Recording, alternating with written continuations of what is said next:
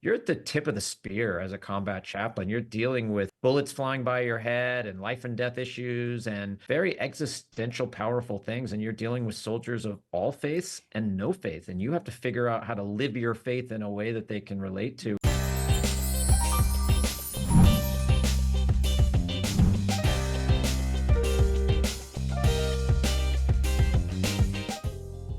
Welcome to the Christian Channel. I'm your host, Yanitza Munoz. Now, today I am honored to be interviewing Father Tom Gibbons, who is the executive producer of Fighting Spirit, and Rich Hall, who is the co-director, producer, and writer. Thank you, too, for coming on the Christian Show today via Zoom. Thanks for having us. So let's dive in. Now, this film is going to be premiering very soon, and I love that you guys are working on, helping people understand the history of chaplains and all the amazing work they've done for this nation. Now, what inspired you to work on this specific project? Well, I'll jump in and go first. It's been a 4-year labor of love journey for all of us. I got involved because Father Tom and his partners at Paulus Productions really wanted to make a documentary about military chaplains. And as these things go, you really also want the support of the military. It helps you interview active duty military folks in uniform and shoot on military bases and dig into their very extensive archives. And life is just better if you have the support of the military when you're making a military documentary. And I had made years ago a documentary about Black soldiers that had fought in all the U.S. wars we ever had that Halle Berry and I won the NAACP Image Award for and some other awards. And so they said, you probably have some trust built up with the military. Can you help us get them on board and get their attention? And we did that. And so I think this is my 28th movie as a producer, but when I really started digging into the subject matter, I just fell in love with it. I thought, wow, this is incredible. Why in the world would somebody go to battle wearing a uniform but not carry a weapon? It's a real head scratcher. You've got to really ask yourself that. And I wanted to really understand the answer. And so I decided to direct it as well. And so we spent a lot of time trying to figure out how to do it. And we had all remembered a story of a guy named Jeff Struecker, who had been portrayed in the movie Black Hawk Down. He was a former Army Ranger who had a battlefield conversion and went into the combat chaplain corps after that. And he agreed to participate with us, and the U.S. Army Chaplain Corps agreed to become our partner. And Chris Pratt agreed to become our partner. Everybody just kept saying yes and yes and yes, and it kind of took on a life of its own. And now the journey sort of comes to an end when the movie comes out in theaters for Veterans Day this weekend. Beautiful. And Father Tom Gibbons, what is your thought on portraying Emil properly in this documentary?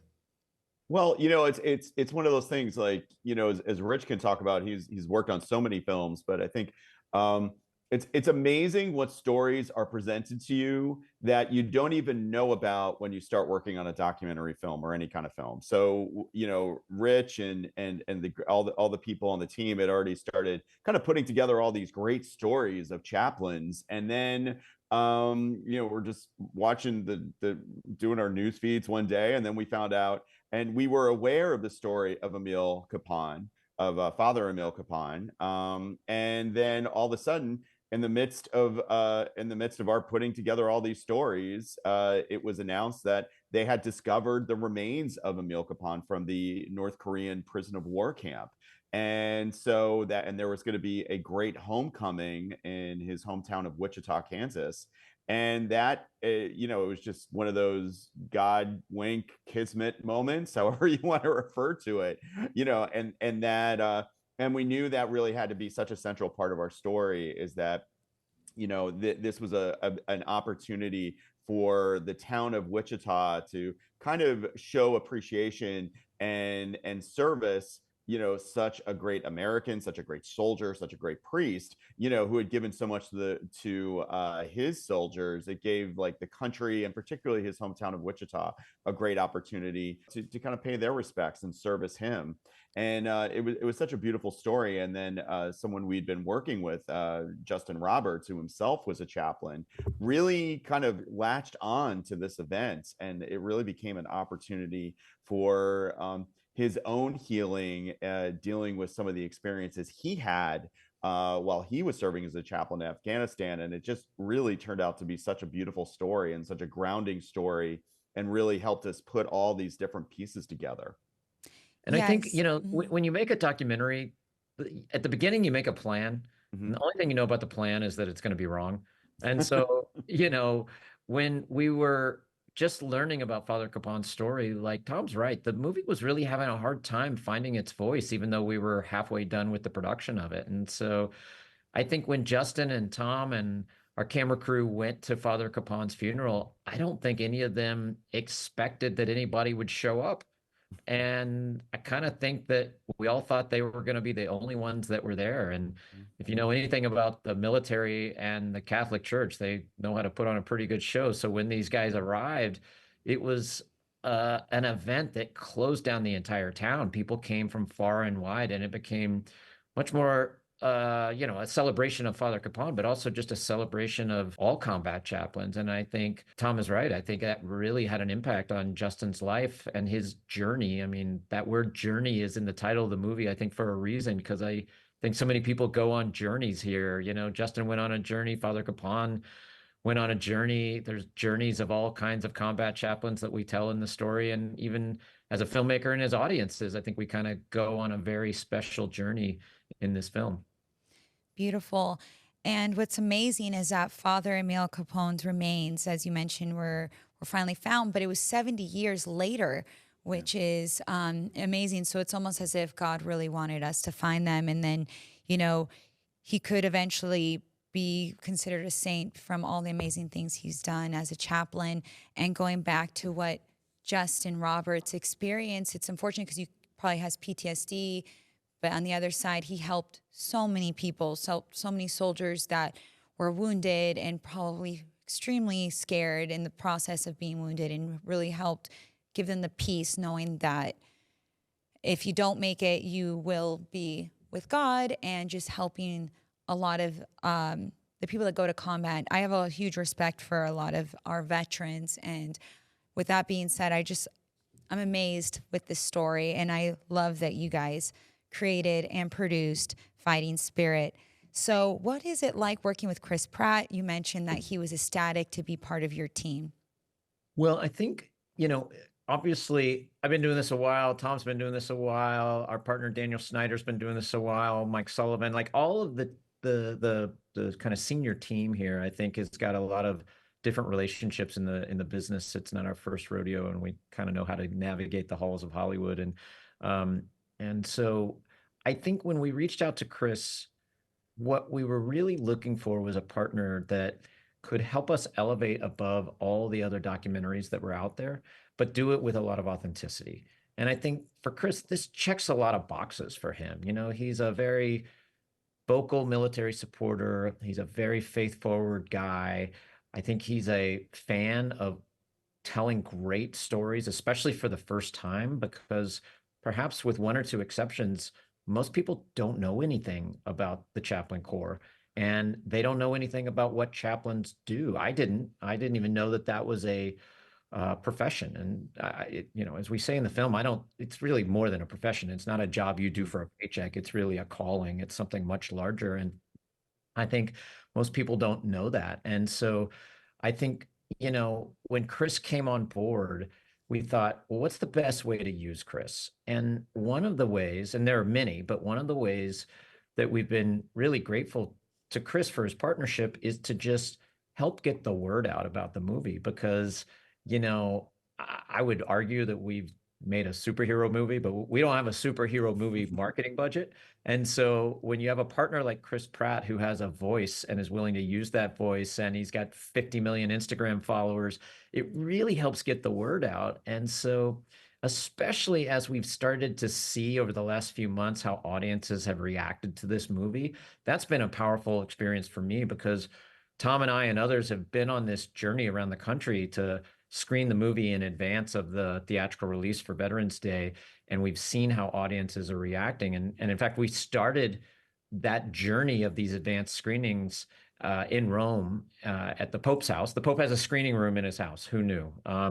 It was built in 900 AD. It's an old chapel. You go in through the Swiss Guard, you go into his inner compound, and you just feel the weight of history, when you are there. And the people that have been invited to screen their movie in this little screening room are the household names of our industry, Martin Scorsese and so forth. And this was a event that Tom was instrumental in arranging. And so that kicked us off. And now we've gotten to go see how audiences respond to the movie. And you're sitting in these theaters and the lights come up and you just see all this emotion and these tears. And it's really tears of joy, but man, there's a lot of tears, and that's so moving for us, I think. I think military audiences find something really special in it. I think for a lot of them, they think, wow, this is really giving a voice to my experience in the military that maybe I wouldn't able to do on my own. And this helps me tell my family, my friends, my community what it was really like.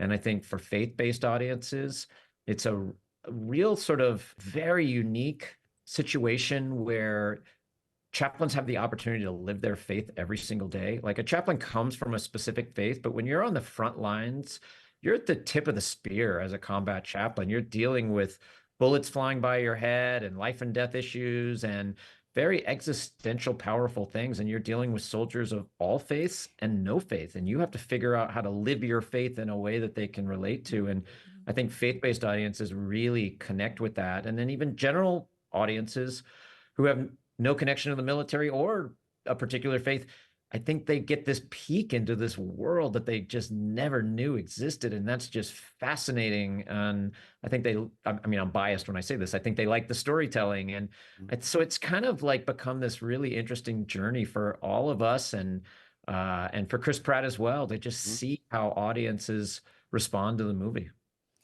Yeah, and I liked how you said like superhero movie, because I just realized, well, Chris Pratt is a superhero. He's Star-Lord in the Avengers, so it kind of makes sense. And I know for me, like, it's we kind of almost like when we're putting together the film, and sometimes we all believed in this topic and we all believed in this film, especially as it was going along.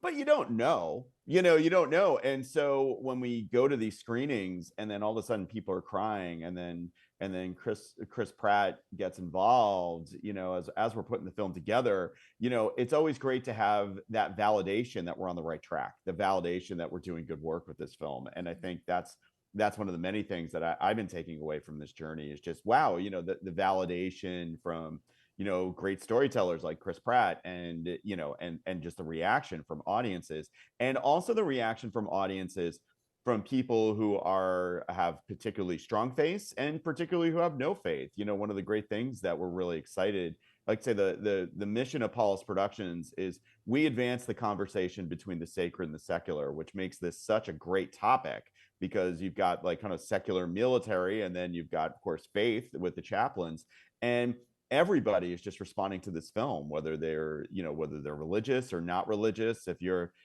a faith person, a very extremely faithful person, and you want to bring a friend who may not be so much on the faith spectrum, this is a great film to bring them to, because it really opens the doors for everybody.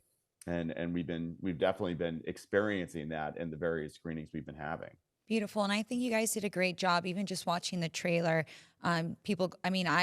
I got emotional, and I showed it to my husband. He got a little emotional seeing Justin Roberts kind of have like nostalgic memories while on set, describing what he did go through is emotional for anyone like us who are civilians, right? We can't imagine going unarmed into a battlefield and trying to help, but knowing that there's bullets coming in every direction, and we just have our faith protecting us. So I would like to, again, applaud you guys for creating fighting spirit.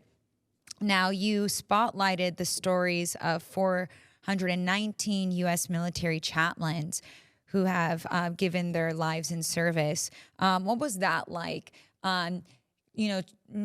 Organizing all of that to showcase in this documentary to help educate people that there's more to just those in combat, but also those who are there without guns, not armed, but just there to help. Well, I look, 419 is an extraordinary number. And, chaplains were created by George Washington in this country. And so that means they've been in every single battle in all of US history. But to lose 400, north of 400 people is really extraordinary. And so I think for us, the biggest challenge was choosing which of those stories to really lean into. And because obviously we have a finite amount of time.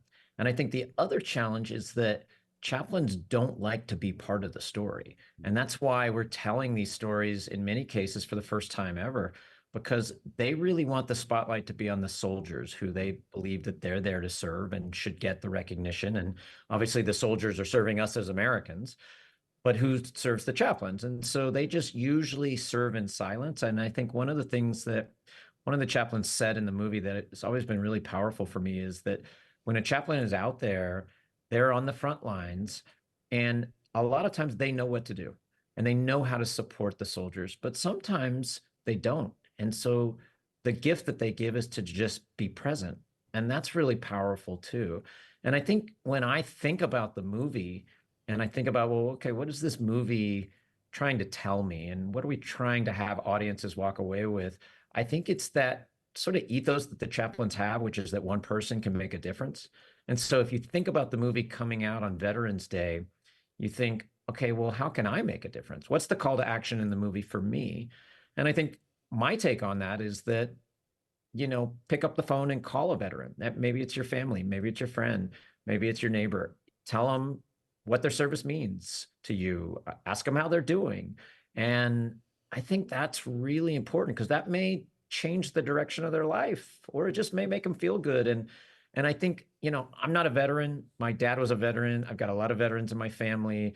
Our partner, Justin Roberts, who co-directed the movie, is a veteran. And that was really important because we wanted to make sure that we were viewing all of these stories through a veteran lens. And I think Justin really brought that for us because we want to make sure that they were told with a lot of authenticity. And so as I go out and I talk to veterans, every single one of them has a story about a chaplain. And maybe it's a tiny little moment where the chaplain just influenced their life, or maybe it's a big moment where the chaplain saved their life. But I think that's really, really powerful. And I think it's a really great demonstration of just one person being able to make a difference. So to me, that's the call to action that the movie's really asking all of us to take. Yes. Yeah, I know for me as someone who did not serve in the military either, but I serve in parishes, and it is that, kind of going along with what Rich says, that ministry of presence that, so often just whenever, if we're with a sick person, whether they're military or not, just our people in our lives, sometimes it's just our presence that makes the difference. And I think that's what we kept on hearing is sometimes it was the ability to say the right thing at the right time, but sometimes it was just that there was a chaplain who was there, just the presence of that chaplain. I mean, as someone who's worked in parishes and out in the military, I was kind of like checking in with myself. I'm like, oh geez, I think the last time I get upset, the next time we order the wrong donuts for after mass, this kind of helps me put different ministries into perspective. But so many times in our lives we think, oh, I don't want to talk to this person who just lost somebody, or I don't want to talk to this person because their person's sick and I don't know what to say. And I think one of the many great things about this film, it just reminds us of just being present, no matter what, being present for one another. And then also, I think one of the other great things is, I'm not sure if you're aware of this, but we just went through a big election in this country, and it was a very divisive time. And I think it's also that ministry of presence is also so great because the theme of unity just comes forward so strongly in this film because of it didn't matter if you were a priest, you were there to serve all the people in your unit, whether they're Catholic or Jewish or Muslim or no faith, whatever, or Buddhist. And if you're a rabbi, you are there to serve all the people in your unit, Muslim, Jewish, Catholic, Christian, whatever. And I think the more we can just be present for one another, elections are naturally tend to be very divisive, but I think one of the things we're really excited about is it's a real people who are witnessing unity and not just saying it's good and important, but almost showing us how, to be, e pluribus unum, how to be one in the midst of our diversity. Yes, very well said, because chaplains are of all faiths, right? Could be Catholic, Jewish, Muslim, and the list goes on. But all they have in common is the love and support and someone for to be present, someone to be present in the situation, whether the person's hurt or passing or just needs some type of like reassurance, something that they will be okay, because being on the battlefield is scary. So unfortunately, we all know this already, but the amount of veterans that come back from combat unfortunately commit suicide. They have a huge suicide rate. They have PTSD. So it's very unfortunate, the things that they go through. In the production, you mentioned that the profound weight of history, as we brought up earlier, and there's immense power of love for, creating healing and educating people in regards to who chaplains are and how they are still present today. Can you elaborate on how these elements that you guys portrayed in the documentary might help more people to register as chaplains? Well, look, I think one of the things that that is really interesting to me is that, as I was saying earlier, there is never been a veteran that I have met that doesn't have a chaplain story. But cut to 10 years in the future, what if that was just 50%? Right? That probably wouldn't be a great outcome, because there would be a shortage of chaplains. And I think one of the things that we're seeing in the military is that they're having a tough time recruiting people, and they're having a tough time recruiting chaplains. And I think if you think about that theme of like one person can make a difference, well, there's nothing stopping you if you're of the right age and you're on the right path. And why shouldn't you consider going into the chaplain corps in whatever branch of the military you're interested in? And of course, I wouldn't be a good partner to the Army Chaplain Corps if I didn't, make a little plug for people considering the Army Chaplain Corps as a profession. And, you can go to goarmy.com and navigate your way to the chaplain website. And I'm sure that they would be happy to tell you more. But I think that's really important. I think that there's a lot of people that need the services of a chaplain. And don't forget, chaplains are scattered throughout the military. They're on Army bases and military hospitals, and they serve families. But the combat chaplains, they're the real tip of the spear. And so that's a very unique breed, I think, of chaplains. You have to be wired a certain way. And I think that's really the promise of the movie, is that when we first got into this, I think the thing that probably intrigued us all is that you've got a profession that's motivated by obviously a very big love, and then it collides with the chaos of war. And the intersection of those two worlds is just something I don't think anyone has ever explored cinematically. And so we look at that, and I think you're right. There's a lot of soldiers that struggle when they come back from battle with PTSD and other issues. And in the film, Jeff Strucker says, when you come back from war, you always are going to have scars on your soul, which I think is a very powerful phrase. And he says, you can come back and you're going to always be a different person. Now, you can be a better person, but you're always going to be different. And I think that is, for some people, they come back and they struggle. And you're right, there is an epidemic of suicide, but the chaplains are the ones that have taken that on, and they're actually making real progress. And I think, the support that we give them through a film like this, I think just helps everybody. Yeah. Yes, very well said, because the chaplains can also help for any people that might have experienced trauma during combat. They might be able to counsel them and really help them know that there is peace when they return home, and maybe help guide them in any other way, whether it's with you, Father, to have someone they can talk to when they come back.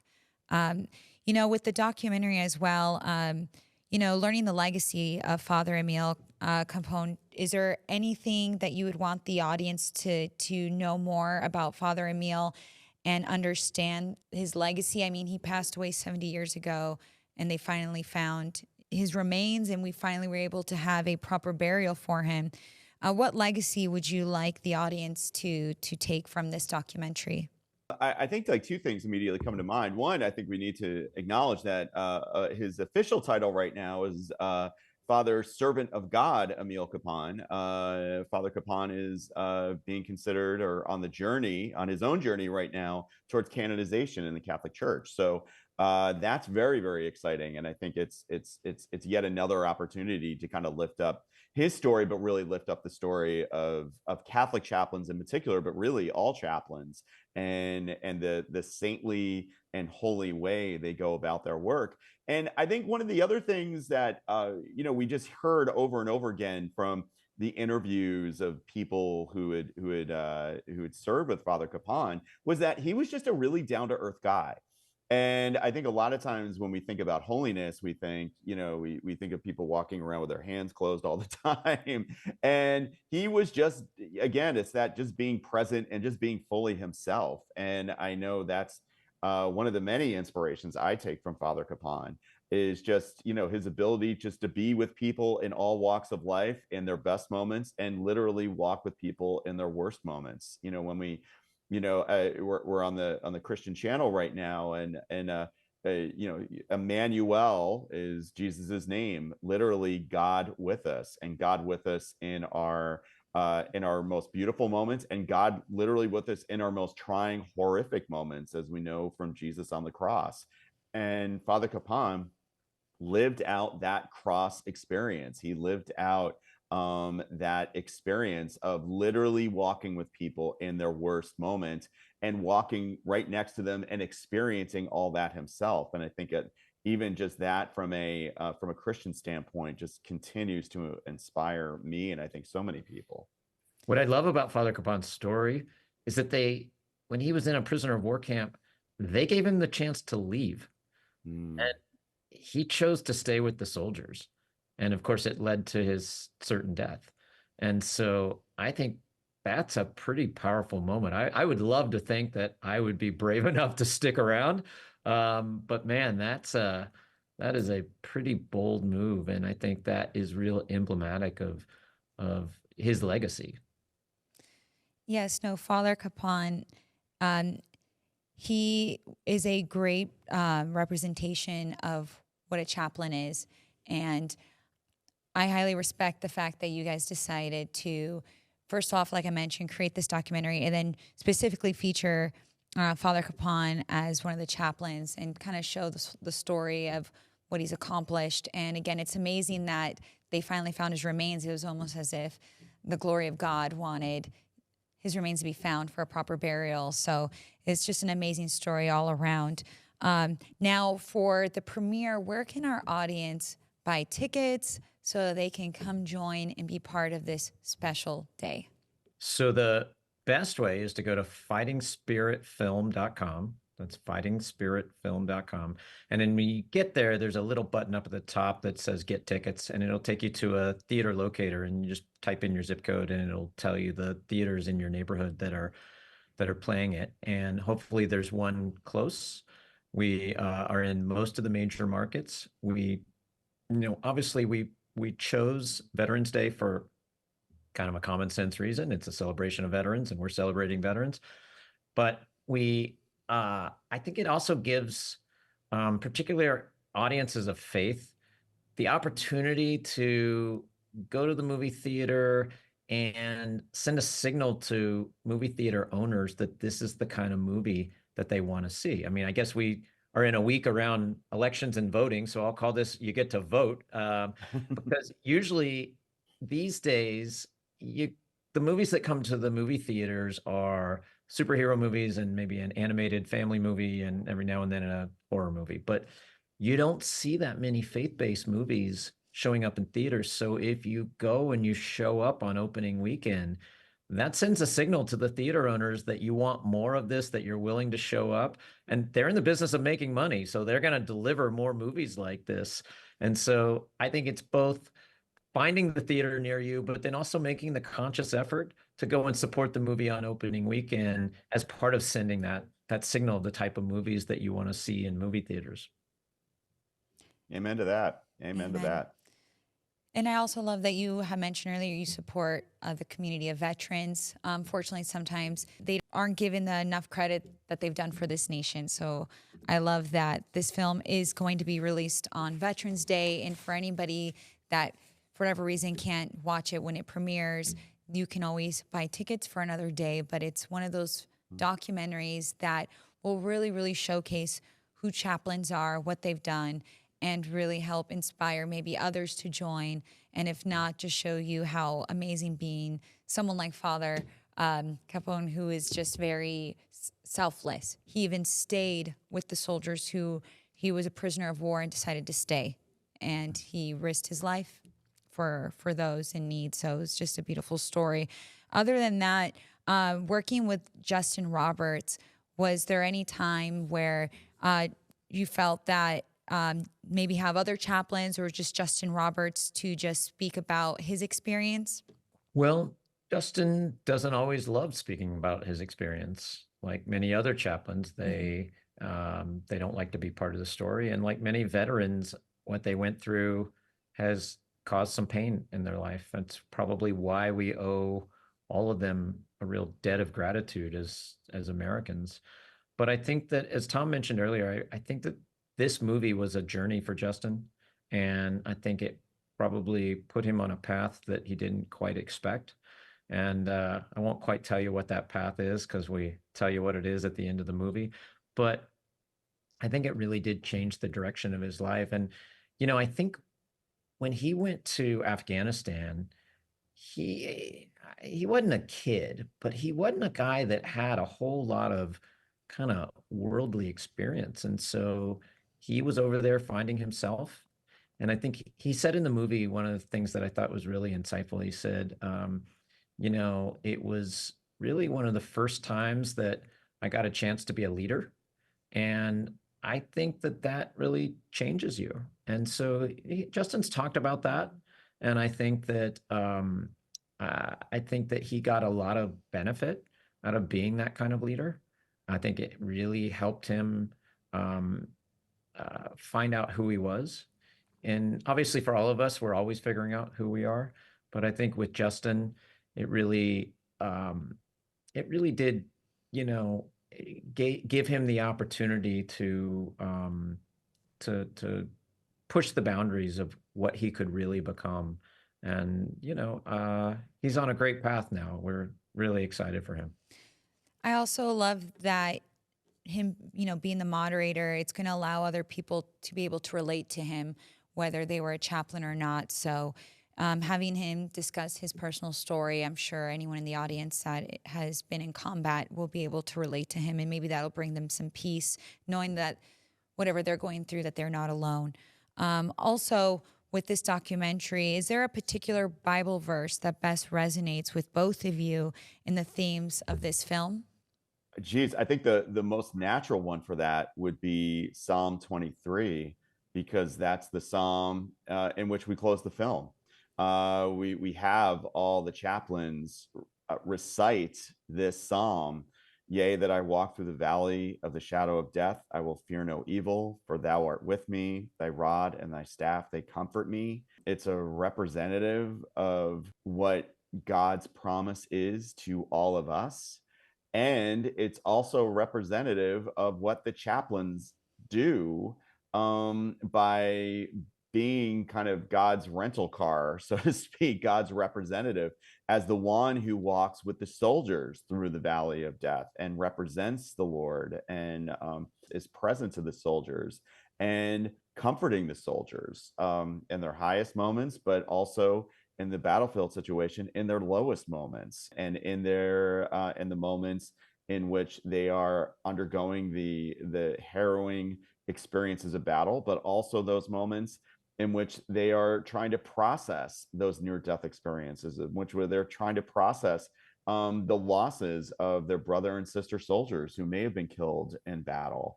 And really, I think Psalm 23 really sums up not only what they're trying to represent, but what they do. Yes, no, that is actually a perfect verse. And it's beautiful that they chose that and they have it at the end of the documentary because it aligns very well with what chaplains do, as you mentioned, and they're selfless people. They sacrifice their lives for others and for the peace of others. And it's kind of like what, you know, Jesus died on the cross for our sins. He sacrificed himself for us. And chaplains are seeing that in the sense like they are in combat without any weapons. They just go, in a sense, naked without anything, just to help others, to give others peace, and to let them know that everything's okay. And if they do pass over, it's a prayer so they don't pass alone. So again, I applaud both of you for being part of this movie.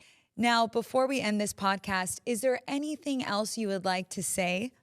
Buy tickets. Yes. Hallelujah. Yes.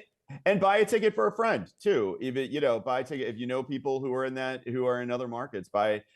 Gift them a ticket. Because it really is a beautiful experience. And I know it's we're the filmmakers, we're supposed to say that, but I mean, it is beautiful because there's so many other movies out there that I haven't been to the movies in a little bit because of some of the movies out there. I just don't feel like I have any interest to. But when I've seen, for example, Fighting Spirit Film, like the website is Fighting Spirit Film. You can buy your tickets there, if anything. But those are the type of movies personally I want to see. So I know there's other people like me. I just feel like, as you mentioned, Rich, that sometimes maybe the movie theaters or the investors, they haven't seen it yet. They keep pushing out superhero films, Avengers. But I want more stuff like what you guys are doing. So I applaud you for that. And the great thing about our film is that it is a film of faith, and it's a film that has an Avenger as an executive producer. So you get two in one. You have some type of superhero theme in there. Yes. Well, thank you so very much, both of you, for taking the time to speak on the Christian Channel podcast. I'm your host, Yanitza Munoz, and I encourage everyone to subscribe to our channel. Also visit christianchannel.com to subscribe to more family-friendly content and movies. Until next time, God bless.